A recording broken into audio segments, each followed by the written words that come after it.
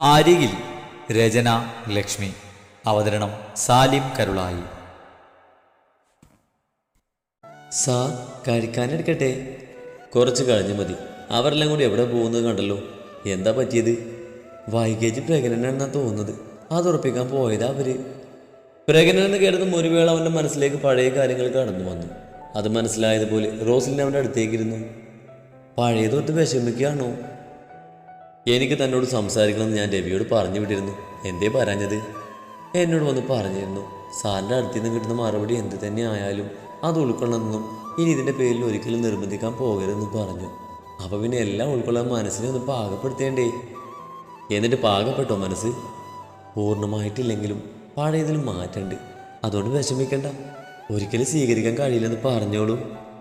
ഞാൻ പറയണത് കൂടി താൻ പറഞ്ഞാൽ എനിക്ക് പിന്നെ സംസാരിക്കേണ്ടി വരില്ലല്ലോ. തൻ്റെ മുന്നിൽ പുഞ്ചിരിയോടെ നിൽക്കുന്നവളെ അവൻ ആദ്യമായി കാണുന്നത് പോലെ നോക്കിപ്പോയി. ഈ കിടപ്പിൽ നിന്നും ഞാൻ എഴുന്നേൽക്കുമ്പോൾ നിനക്ക് ഉറപ്പുണ്ടോ?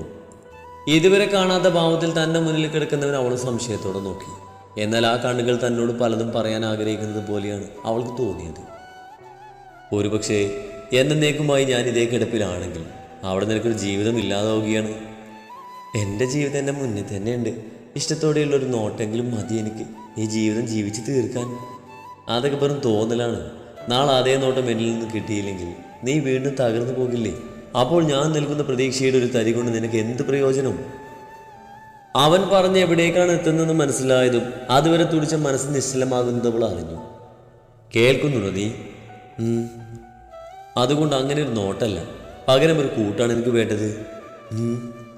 മൂളിയതിനു ശേഷമാണ് അവൻ പറഞ്ഞ വാക്കുകൾ അവളിലേക്ക് വീണ്ടും വരച്ചെത്തിയത്. ഒരു ഞെട്ടലോടെ അവൾ അവൻ്റെ മുഖത്തേക്ക് നോക്കി. കേട്ടില്ലേ? ഈ അവസ്ഥയിൽ ഇങ്ങനെ നോക്കിയിരുന്നിട്ട് എനിക്കെന്ത് പ്രയോജനം? അതേ സ്ഥാനത്ത് തോളോട് തോൾ ചേർത്ത് പിടിക്കാൻ ഒരാളെ കിട്ടിയിരുന്നെങ്കിൽ കൊള്ളായിരുന്നു. സന്തോഷവും വെപ്രാളവും തന്നിലേക്ക് കടന്നു വരുന്നവൾ അറിഞ്ഞു. ഒരു പൊട്ടിക്കരച്ചിലോട് അവൾ ആ നെഞ്ചിലേക്ക് വീഴുമ്പോൾ അറിയുകയായിരുന്നവൾ എത്രമാത്രം ഈ മനുഷ്യൻ തൻ്റെ ഉള്ളിലുണ്ടെന്ന്.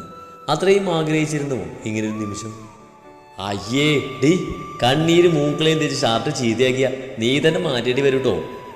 ഇത്രയും സ്വാതന്ത്ര്യത്തോടെ തന്നോടവൻ സംസാരിക്കുമ്പോൾ എന്ത് മറുപടി പറയണമെന്ന് അറിയാതെ അവളുടെ ചുണ്ടുകൾ ഒട്ടിപ്പോയിരുന്നു.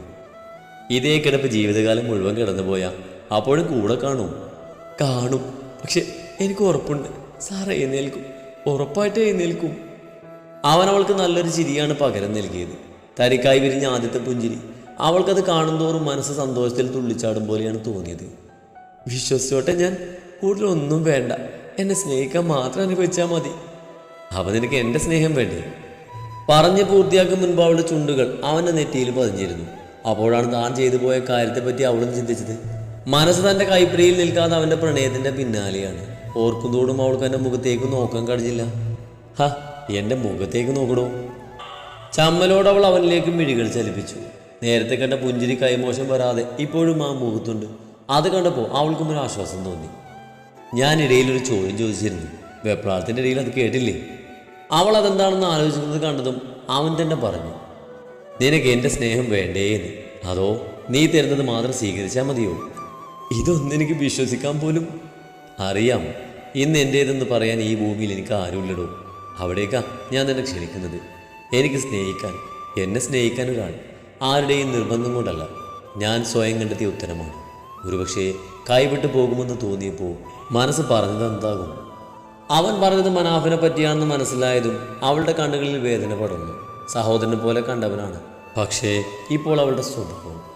ജീവനോട് അവൻ്റെ കാര്യം പറയണം തന്നെ അവൾ ഉറപ്പിച്ചു. മനാഫിനെ നല്ല ചീത്ത പറയുകയായിരിക്കില്ലേ മനസ്സിൽ? ആ പാവം സ്വസ്ഥായി വീട്ടിലിരിക്കട്ടെ. ഒന്നില്ലേലും എന്നെ കൊണ്ട് ഇങ്ങനെയൊക്കെ തുറന്നു പറയിപ്പിച്ചത് അവനല്ലേ? റോസ്ലിൻ മനസ്സിലാവാതെ ജീവനെ നോക്കി. അവന് വേണ്ടി തന്നെ ആലോചിച്ചതെല്ലാം എല്ലാവരുടെയും പ്ലാനായിരുന്നു. എൻ്റെ മനസ്സിലുള്ളത് പുറത്തേക്ക് കൊണ്ടുവരാൻ കണ്ടെത്തിയ അവസാന തടവ്. മനാഫിന് റോസ്ലിൻ എപ്പോഴും ഒരു പെങ്ങൾ തന്നെയാണ്. അവൾക്ക് അവളുടെ പ്രണയം നേടാൻ വേണ്ടി അവനൊന്ന് അഭിനയിച്ചെന്ന് മാത്രം.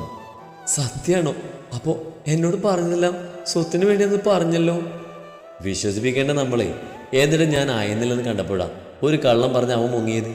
അങ്ങനെ വന്നാൽ എൻ്റെ കാര്യം നോക്കാൻ തന്നെ എല്ലാവരും കൂടി ഇവിടേക്ക് പറഞ്ഞു വിടും. നമ്മൾ തുറന്ന് സംസാരിക്കാനുള്ള വഴിയൊരുങ്ങും. സത്യത്തിൽ അത് തന്നെ ഇവിടെ നടന്നു അല്ലേ? സാറിന് ഇതെല്ലാം എങ്ങനെ? എത്രയൊക്കെ വേണമെന്ന് പറഞ്ഞെങ്കിലും എവിടേക്കോ തന്നെ വേണമെന്ന് വെക്കരുതെന്ന് മനസ്സ് വാശി പിടിച്ചു. ഒടുവിൽ മനസ്സ് വിജയഘട്ടത്തിലെത്തിയപ്പോൾ ആദ്യം വിളിച്ചത് അവൻ തന്നെയാണ്. എൻ്റെ ഇഷ്ടം തുറന്നു പറയുമ്പോൾ അവൻ ദേഷ്യം, പ്രതീക്ഷ ഞാൻ ആ ഫോണിൽ കൂടി കേട്ട പൊട്ടിച്ചിരിയിൽ പകച്ചു പോയെന്ന് തന്നെ പറയാം. അങ്ങനെ എല്ലാവരും കൂടി കളിച്ച് നാടകം ആ പോട്ടം പറയുന്നത് എത്രയും വേഗം പറഞ്ഞ് സെറ്റാക്കിയേക്കണമെന്ന് ഓർഡർ. വൈകിട്ട് ഉമ്മയും മാലിക്കും അവനും വരുന്നു പറഞ്ഞിട്ടുണ്ട്. ഇങ്ങ് വരട്ടെ, കൊടുക്കുന്നുണ്ട് ഞാൻ. സഹോദരനായി കണ്ട ആള് പെടുന്ന വില്ലനെ പോലെ പെരുമാറിയപ്പോൾ ഞാൻ എന്ത് വിഷമിച്ചെന്ന് അറിയോ? എല്ലാം കൂടി ചേർത്ത് കൊടുക്കുന്നുണ്ട്. ആ പോട്ടടി, എന്തായാലും അത് കാരണം നല്ലതല്ല നിനക്ക് ഉണ്ടായത്. അതെ, എനിക്ക് കിട്ടാമെന്ന് വെച്ചാൽ ഏറ്റവും നല്ലത്. അവൾ ഒരിക്കൽ കൂടി അവൻ്റെ നെറ്റിയിലേക്ക് ചുണ്ടുകൾ ചേർത്തു. കണ്ണുകളടച്ച് സ്വീകരിക്കുന്നവനെ കാണുകയെ അവളിൽ സന്തോഷം അലതല്ലി. അനുവാദം ചോദിക്കാതെ തന്നെ അവൻ്റെ നെഞ്ചിലേക്ക് അവൾ തലവെച്ച് കിടന്നു. അവർ പരസ്പരം മനസ്സുകൾ തുറന്നു. പറയാതെ വെച്ച പല വാക്കുകളും അവൾ ഓർമ്മകളിൽ നിന്ന് പുറത്തേക്ക് എടുത്തപ്പോൾ പൂർണ്ണ മനസ്സോടെ കേൾക്കാൻ അവനുണ്ടായിരുന്നു. അവളുടെ അരികിൽ അവിടെ തുടങ്ങുകയായിരുന്നു കാലം കാത്തുവെച്ച മറ്റൊരു പ്രണയകാവ്യം. ജീവനുള്ള ആഹാരവുമായി ചെന്ന അമ്മച്ചിയും വിശ്വനും കാണുന്നത് ഈ കാഴ്ചയാണ്. രണ്ടുപേരും സന്തോഷം നിറഞ്ഞ മനസ്സോടെ അവരെ ശല്യം ചെയ്യാതെ പുറത്തേക്ക് നടന്നു. ഇറ്റ ഞേനും മേനും പാവൻ്റെ വയറ്റി നോച്ചാൻ. ഡെവിയും മാതിയും ഡോക്ടറിനെ കാണാൻ കയറിയപ്പോൾ മുതൽ അന്നയും മാതിയും മുട്ടയിടാൻ നടക്കുന്നത് പോലെയാണ് വെപ്രാളം കാണിക്കുന്നത്. അവിടെ ഇരിക്കുന്നവരെല്ലാം നോക്കിയതും ആ പെൺകുട്ടികളെയാണ്. അവരിപ്പോൾ വരും, നിങ്ങൾ ഈ കസേരയിലോട്ട് ഇരിക്കും പിള്ളേരെ, എല്ലാവരും നോക്കുന്നത് കണ്ടില്ലേ? കാറിൽ ഇന്നൊരു വിധത്തിലാണ് രണ്ടിൻ്റെയും കോലം അവൾ മാറ്റിച്ചത്. അപ്പോൾ മുതലേ മോളിക്കുട്ടിയോട് കട്ടീസ് പറഞ്ഞതാണ് രണ്ടിൻ്റെയും നടപ്പ്. വൈകൊക്കെ കൂട്ടായി ഡോക്ടറിന്റെ ക്യാബിലേക്ക് കയറാൻ പോയവളെ രണ്ടും കൂടി കയറ്റി വീട്ടിലെന്ന് തന്നെ പറയാം. എല്ലാവരും നോക്കിക്കോച്ചേ, ഞങ്ങൾ വാവയുടെ ചേച്ചിമാരാ. എന്നാ പിന്നെ ചേച്ചിമാർ രണ്ട് ഇവിടോട്ട് നിൽക്കാമോ? മര്യാദക്ക് നടന്നു പോകുന്നവരെ കൂടി തട്ടി വീഴ്ത്താൻ വേണ്ടി നടക്കുവാ. അമ്മച്ചി എഞ്ചുവാ, ചുമ്മാ വാക്കിന് വരിഞ്ഞേ. ഇവരുടെ തല്ലുപിടുത്തം കണ്ട് എല്ലാവരുടെയും ശ്രദ്ധ തങ്ങളിലാണെന്ന് മനസ്സിലായതും അവരുമായി ഒരു പരിചയമില്ലാത്ത ഭാവത്തിൽ ജോയി തിരിഞ്ഞിരുന്നു. ദൈവം സഹായിച്ചു, ഡെബിയും വൈകിയും വന്നിരുന്നു. അവരെ കണ്ടതും പിള്ളേർ രണ്ടും ഓടിച്ചെന്നു. അമ്മേ, വാവ വായിച്ചില്ലുണ്ടോ? വൈകി ചിരിയോട് ആദിയുടെയും അന്നയുടെയും കൈകൾ അവളുടെ വയലിലേക്ക് ചേർത്ത് വെച്ചു. രണ്ട് ചേച്ചിമാരെ കുഞ്ഞുവാവ ഇവിടെ ഉണ്ട്. ആദിയും അന്നയും സന്തോഷത്തിൽ അവളുടെ വയറിൽ കുഞ്ഞു ചൂണ്ടുകൾ ചേർത്തു. മോളിക്കുട്ടി വൈകിയെ ചേർത്ത് പിടിച്ചപ്പോൾ ജോ ഡെബിയെ വയറിനിട്ടൊരു കുത്താണ് കൊടുത്തത്. ആ എന്നാടോ കൊല്ലുമോ നീ? ഫാസ്റ്റ് അടിച്ചു തേണ്ടി. ആ ഇടിയുടെ പിന്നിലെ ചേതോപികാരം മനസ്സിലായതും ഡെബി അവനെ നോക്കി കണ്ണിറക്കി ചിരിച്ചു. ഡോക്ടർ എന്നാ പറഞ്ഞു? കുഴപ്പമൊന്നുമില്ല, ഇനിയുള്ള മാസങ്ങൾ നന്നായി ശ്രദ്ധിക്കണം. 2 ആഴ്ചത്തെ ഗ്രോത്ത് ഉണ്ട്. ഇവളെ നോക്കുന്ന കാര്യം ഞാനേറ്റു. മോലിമാമയല്ല, ഞാൻ അനക്കുറ്റ വാവയുടെ കാര്യം നോറ്റാൻ പോകുന്നേ. ഞങ്ങൾ ചേച്ചിമാരാ. ആ ഇനിയിപ്പോൾ എനിക്ക് പേടിയില്ല. ഇത്രയും വലിയ ആൾക്കാരെ ശ്രദ്ധിക്കാനുള്ളപ്പോൾ നമ്മുടെ ഒന്നും ആവശ്യമില്ലല്ലോ. കാലിയാച്ചല്ലേ, ഇനി ഇതിൻ്റെ പേരിൽ അടുത്തടി തുടങ്ങല്ലേ. വാ നമുക്ക് പോകാം, അതാ നല്ലത്. ഡെവി, നീ വീട്ടിൽ വിളിച്ച് പറഞ്ഞേക്കണേ. ആ പറയാം. 2-3 ടാബ്ലറ്റ് വാങ്ങാനുണ്ട്. ഞാനൊന്ന് പോയിട്ട് വരാം, നിങ്ങളിവിടെ ഇരിക്കേ.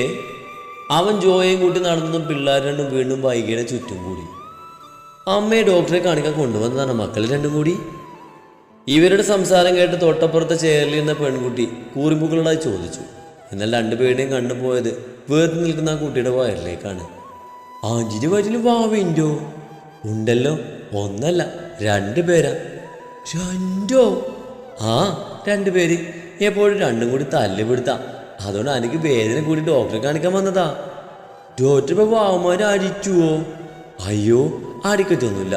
ഡോക്ടർ അവളോട് പറയും, അമ്മയുടെ വയറ്റിൽ കിടന്ന് അടിയിട്ടാൽ അമ്മക്ക് ഒത്തിരി നോവില്ലേ, അതുകൊണ്ട് നല്ല കുട്ടികളായി കിടക്കണമെന്ന് പറയും. അപ്പം അവർ തല്ലുപിടി നിർത്തി നല്ല പിള്ളേരാവും. ശരിക്കും ഡോക്ടർ പറഞ്ഞ വാവന്മാരാകുപോലെ ചെയ്യോ?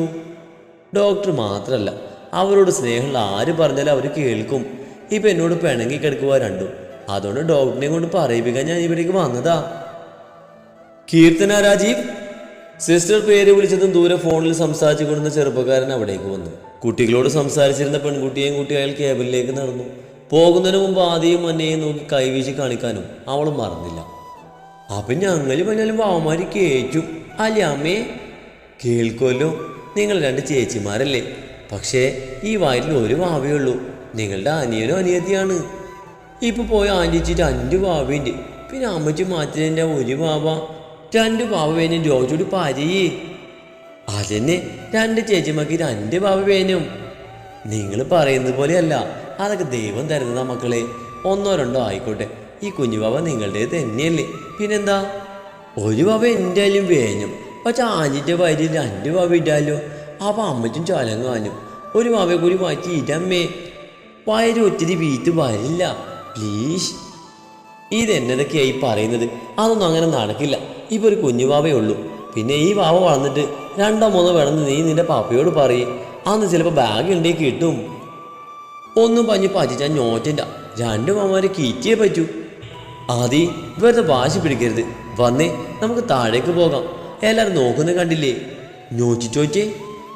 ആര് നോക്കിയാലും ഞങ്ങൾക്ക് ഒന്നുമില്ലെന്ന് മട്ടില്ല രണ്ടിൻ്റെയും നിൽപ്പ്. ഡോക്ടറിന്റെ ക്യാബിൽ നിന്ന് നേരത്തെ കയറിപ്പോയ പെൺകുട്ടിയും ഭർത്താവ് ഇറങ്ങിയതും അന്നയോട് അവിടെ അടുത്തേക്ക് ചെന്നു. പിന്നല്ല ആദ്യം കൂടി ഓടിയതും മോളിക്കുട്ടിയും വൈകിയും അവിടേക്ക് നടന്നു. ചേച്ചിമാർ രണ്ടിതുവരെ പോയില്ലേ?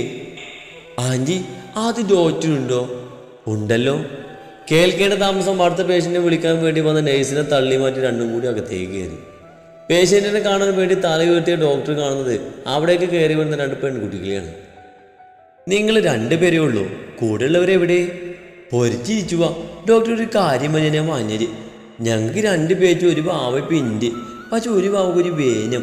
അമ്മയുടെ വലിയൊരു ശൈലുണ്ട്. ഒരു വാവ കൂടി തരാവോ? തൻ്റെ മുന്നിൽ നിൽക്കുന്ന കുട്ടികളെ ഡോക്ടർ അന്ന് ഇവിടെ നോക്കി. അപ്പോഴേക്കും വൈകിയും മോളിക്കുട്ടിയും അവിടേക്ക് കയറി വന്നിരുന്നു. സോറി ഡോക്ടർ, ഞങ്ങൾ കാണാതെ കയറി വന്ന 2 പേരും. വൈകി അവരെയും കൂട്ടി പുറത്തേക്ക് പോകാൻ തുടങ്ങിയതും അതിനെ സമ്മതിക്കാതെ അവരവിടെ തന്നെ നിന്നു. കുട്ടിയും ഹസ്ബൻഡും അല്ലേ നേരത്തെ കൺഫേം ആക്കി പോയത്? അതെ, പുറത്ത് ഇവരുടെ അടുത്തിരുന്ന കുട്ടിക്ക് ടിങ്സ് ആണ്. അപ്പം മുതൽ തുടങ്ങിയതാ 2 വാവ വേണമെന്ന് പറഞ്ഞിട്ട്. ഓ അത് ശരി. എല്ലാവർക്കും 2 വാവ കിട്ടില്ലല്ലോ മക്കളെ. നിങ്ങൾക്ക് ഭാഗ്യം ഉണ്ടെങ്കിൽ ചിലപ്പോൾ 2 വാവ കിട്ടുമെന്നായിരിക്കും. പക്ഷെ അതൊന്നും ഇപ്പം പറയാൻ പറ്റില്ല. അത് കേട്ടതും 2 പേരുടെയും മുഖത്തെ വോൾട്ടേജ് കുറഞ്ഞു. സോറി ഡോക്ടർ, എന്തെങ്കിലും കിട്ടിയില്ലേ പിന്നെ വാശിയാ. അതിൻ്റെ കാര്യത്തിൽ 2 ആളും ഒരുപോലെയാ. ഡോക്ടറിൻ്റെ സമയം കളഞ്ഞല്ലേ ഞങ്ങൾ? ഏയ് നോ പ്രോബ്ലം. ഈ കുട്ടി സിസ്റ്ററാണോ? മോളിക്കുട്ടിയെ നോക്കി അവർ ചോദിച്ചതും വൈകി അതേ എന്ന രീതിയിൽ തലയാട്ടി. കുട്ടിയുടെ പീരീഡ്സ് നോർമലാണോ? അത് ഡേറ്റ് ലേറ്റായിട്ടാണ് ഇടയ്ക്ക് വരുന്നത്. ഈ മാസം ഇതൊരു ആയിട്ടില്ല. ഡോക്ടറോട് അങ്ങനെ പറഞ്ഞെങ്കിലും അവളിലൊരു വിറയിൽ കടന്നുകൂടിയിരുന്നു. എങ്കിലും ഇനി കുറച്ച് മാസം പീരീഡ്സ് കാണുന്നു തോന്നുന്നില്ല. താനൊന്ന് വന്നേ. ഡോക്ടറോടൊപ്പം അപ്പുറത്തെ മുറിയിലേക്ക് നടക്കുമ്പോൾ അവൾ വൈകിയെ കണ്ണു പിടിച്ച് നോക്കി. വൈകി അതിലും ഞെട്ടിയാണ് അവിടെ നിൽക്കുന്നത്. മോലിമ എന്നെ കൊണ്ടുപോയേ. മോളിമ എപ്പോൾ വരും കേട്ടോ, നിങ്ങളിരിക്കേ, സിസ്റ്റർ പറഞ്ഞു. അമ്മച്ചി എന്തുവാ പറ്റിയേ? ഒന്നും പറ്റിയില്ല, അമ്മ ഇപ്പൊ വരും. അമ്മേ, ഞാനൊരു കാര്യം ചോദിച്ചോറ്റേ. അമ്മയുടെ വീട്ടിൽ എങ്ങനെയാ ഭാവ പഞ്ഞേ? എൻ്റെ കുഞ്ഞെ, നിനക്കിതല്ലാതെ വേറെ ഒന്നും ചോദിക്കാനില്ലേ? അറിയാത്ത കാര്യം ചോദിച്ചു പറ്റുന്ന ടീച്ചർ പയ്യന് എനിക്ക് ഭാവഞ്ഞ എങ്ങനെയൊന്നും അറിയില്ലല്ലോ, അതല്ലേ ചോദിച്ചേ. അവളോട് എന്ത് മറുപടി പറയണമെന്ന് അറിയാതെ വൈകി കുടഞ്ഞു. അടുത്ത് നിന്ന് സിസ്റ്ററിന്റെ കൂടി ചിരി കണ്ടതും അവൾ ദയനീയമായി അവരെ നോക്കി. നിങ്ങൾ ഇവിടെ ഇരിക്കണേ, ഡോക്ടർ ഇപ്പോൾ വരും. അവരത്രയും പറഞ്ഞ് ഡോറ് തുറന്ന് പുറത്തേക്ക് ഇറങ്ങി. അപ്പോഴും വൈകിക്ക് സമാധാനം കൊടുക്കാതെ 2 അപ്പുറവും ഇപ്പുറവും ഇരുന്ന് ചോദ്യം ചോദിക്കൽ തുടർന്നുകൊണ്ടേയിരുന്നു.